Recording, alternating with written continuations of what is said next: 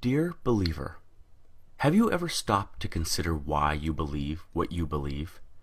Have you ever thought about why you chose the religion you chose?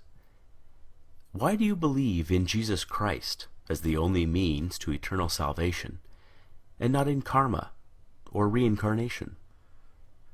Why do you believe that Allah is the one true God and Muhammad is his prophet, and not in the Four Noble Truths of the Buddha?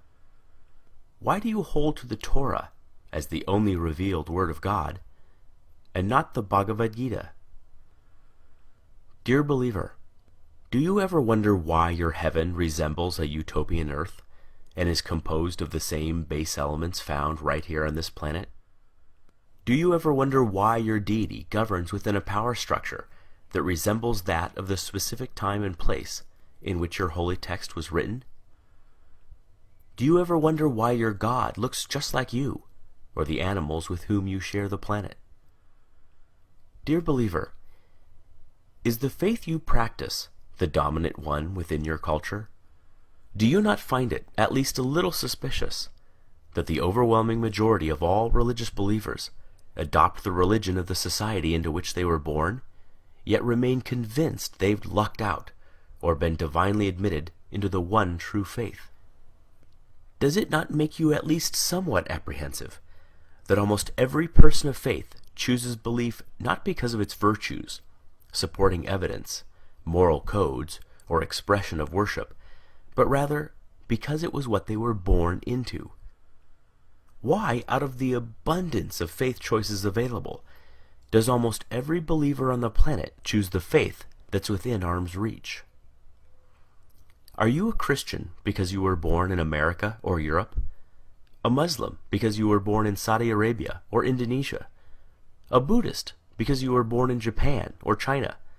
A Hindu because you were born in India? Can it be that faith is, in almost every case, just an accident of geography? Do you sincerely believe that had you been born in another country, you'd undoubtedly still be practicing the same faith you now embrace?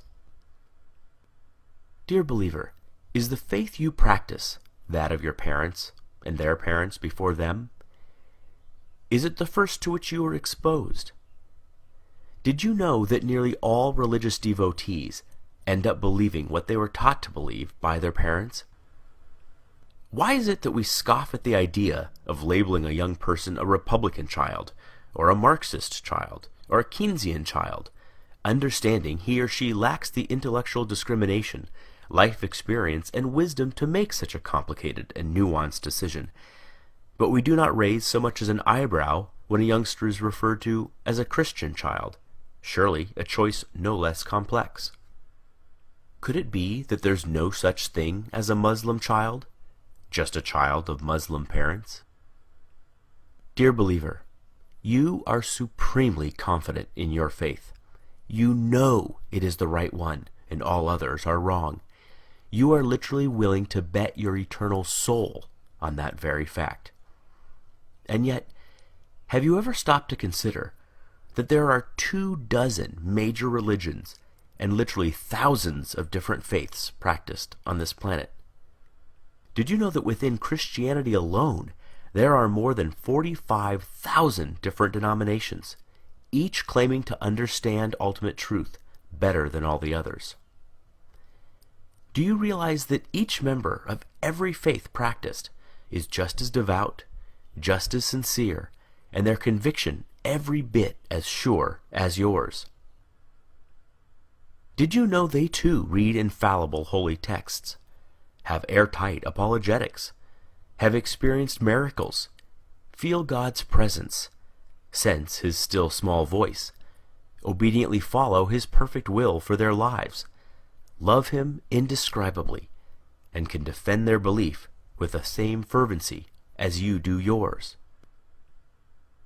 And yet, since every religion is mutually exclusive and contradicts the others in matters both large and small, they cannot all be right. Right? You just know, your faith is the exception. And yet, if every member of every faith feels just as you do, what are the odds you're right?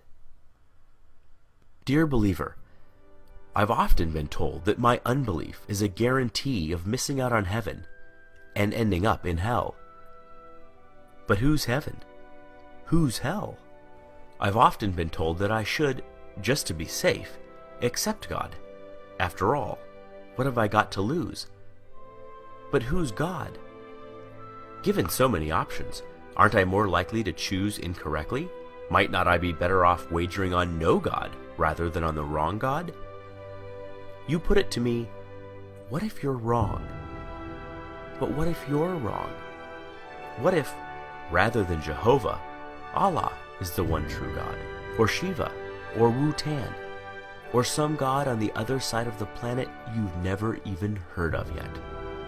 The truth is, you already know what it's like to be an atheist in regards to every other faith but your own. It's clear to you that adherents to other faiths are mistaken, deluded, or deceived, but they think the same of you. The way you view them is exactly the way they view you. Every devout Hindu has embraced his faith for the exact same reasons you have embraced yours. Yet you do not find his reasons compelling, nor do you lose sleep at night, fearing that if you die, you'll wake up in his hell. Given this, is it so hard to see why some of us just take our atheism one God further? Dear believer, I wonder if religions aren't just ancient constructs in which early humans attempted to both explain and control the chaotic world around them. Though irrational in content, their emergence certainly isn't. We do not blame our ancestors for inventing religion. There is no shame whatsoever in stumbling when you are blind, or failing to properly construct a puzzle in the dark. But we no longer live in the dark. Science is ablaze in our world and illuminates our way, dissipating shadows and exposing even the deepest of crevices. We no longer live in the cave.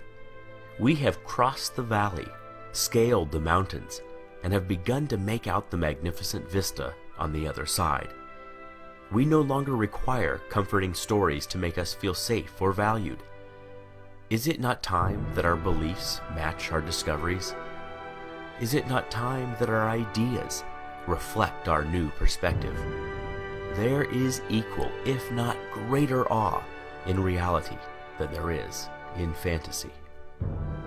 Perhaps it is time to stop telling ourselves that we are the reason the universe was made, that our culture is somehow better than other cultures, that our tribe was chosen over all other tribes. It is time to learn how the universe really is, even if that deflates our conceits, wounds our pride, humbles our point of view, and forces us to admit that we do not have all the answers.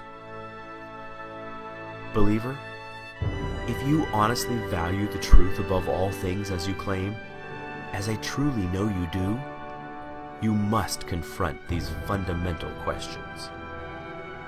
Far better, Carl Sagan said, to embrace a hard truth than a reassuring fable.